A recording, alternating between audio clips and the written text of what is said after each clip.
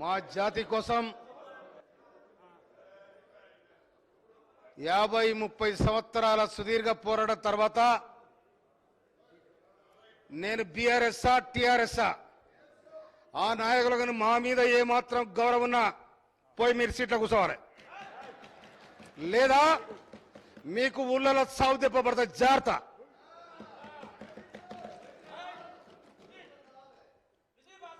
అధ్యక్ష, 30 సంవత్సరాలుగా 1994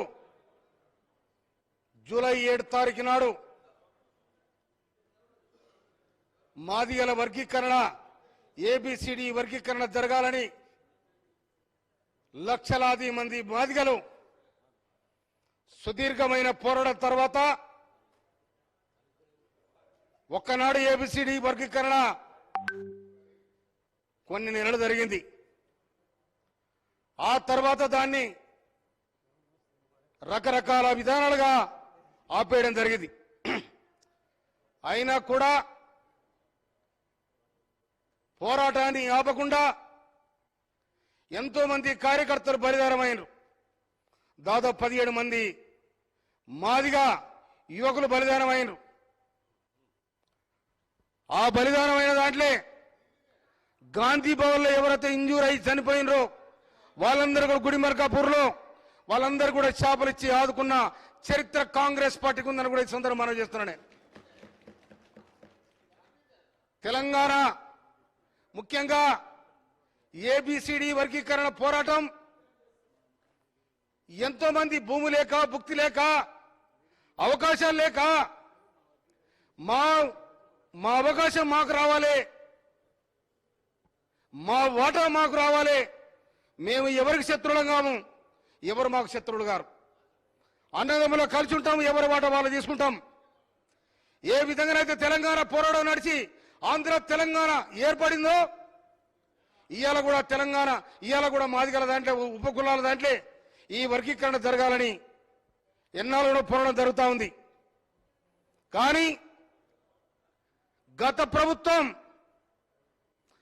ప్రభుత్వం తెలంగాణ ఉద్యమానికి ముందున్న దప్పు సంకకేసుకొని చిటికేసి దరవేసి తెలంగాణ ఉద్యమాన్ని ముందు నడిపిన మాదిగలను ఎక్కడ పట్టించుకోలే.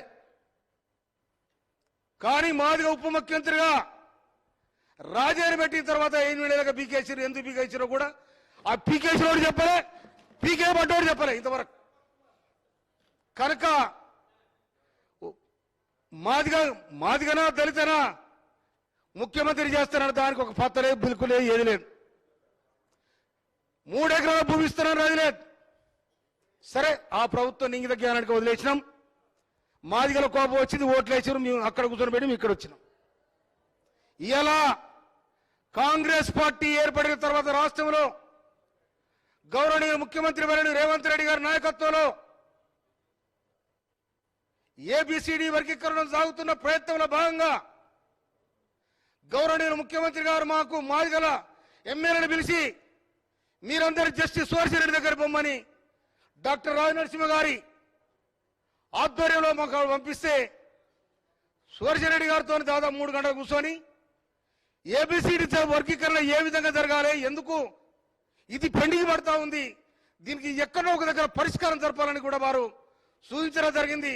ఆ క్రమంలోనే మేమందరం కూడా ఢిల్లీకి పోయి రాజ్ నరసింహ గారి ఆధ్వర్యంలో అక్కడ అడ్వకేట్ జనరల్ కూడా తీసుకుపోయి సుప్రీంకోర్టులో వాదించడానికి బలమైన అడ్వకేట్లు కూడా నియమించడం జరిగింది. ఇవాళ 30 సంవత్సరాల చరిత్రలో ఇదొక సువర్ణాధ్యాయం. ఎందుకంటే మాదిగలు అనే వాళ్ళు ఊరుకు దూరాన వెలివేయబడి ఈ సమాజానికి సేవ చేసి కష్టం చేసిన కష్టజీవులే వాళ్ళు. ఆ కష్టజీవుల తరపున కొట్లాడిన కాంగ్రెస్ పార్టీ ఇవాళ 1974లో కాంగ్రెస్ పార్టీ దళిత గిరిజనులను హరిజనులను దగ్గర తీసుకొని చేరదీసిన పార్టీ ఇవాళ కూడా ఏబిసిడి వర్గీకరణ గౌరవనీయ ముఖ్యమంత్రి రేవంత్ రెడ్డి గారు ఇంట్రెస్ట్ తీసుకొని వారు శ్రద్ధ తీసుకొని ఇవాళ రాజనరసింహ గారి ఆధ్వర్యంలో ఇవాళ సుప్రీంకోర్టులో చర్చ చేయడానికి, దాన్ని డిస్కస్ చేయడానికి బలమైన నినాదం వినిపించి ఇవాళ సుప్రీంకోర్టులో ఈ కేసు గెలిచినందుకు ఆ సుప్రీంకోర్టుకు నేను హృదయపూర్వక ధన్యవాదాలు తెలియజేస్తా ఉన్నాను. కేంద్ర ప్రభుత్వానికి కూడా నేను హృదయపూర్వక ధన్యవాదాలు తెలియజేస్తా ఉన్నాను. అందుకోసమని దీనికోసం కొట్లాడిన అమరుడైన మాదిగలకు కూడా ఈ సందర్భంగా జోహార్లు అర్పిస్తా ఉన్నాను నేను. అందుకో చిరకాల ఆకాంక్ష ఏదైతుందో నెరవేరినందుకు దానికి సహకరించిన మా ముఖ్యమంత్రి, మా రాష్ట్ర ప్రభుత్వానికి, మంత్రివర్గానికి అందరూ కూడా హృదయపూర్వక ధన్యవాదాలు తెలియజేస్తూ, శుభాకాంక్షలు తెలియజేస్తూ, ఏబిసిడి వర్గీకరణ ఎప్పుడైతే కాంగ్రెస్ పార్టీ చేసిందో, కాంగ్రెస్ పార్టీ మద్దతు ఇచ్చిందో, మాదిగలందరూ కూడా ఈ నా నినాదంతో మాదిగలందరూ కూడా ఒక బోధ ఈ కాంగ్రెస్ పార్టీకి అండగా నిలవాలని చెప్పి మనవి చేస్తూ ఈ సందర్భంగా ఈ అవకాశం ఇచ్చినందుకు మీ అందరికీ కూడా ధన్యవాదాలు తెలియజేసి ముగిస్తున్నాను. Thank you.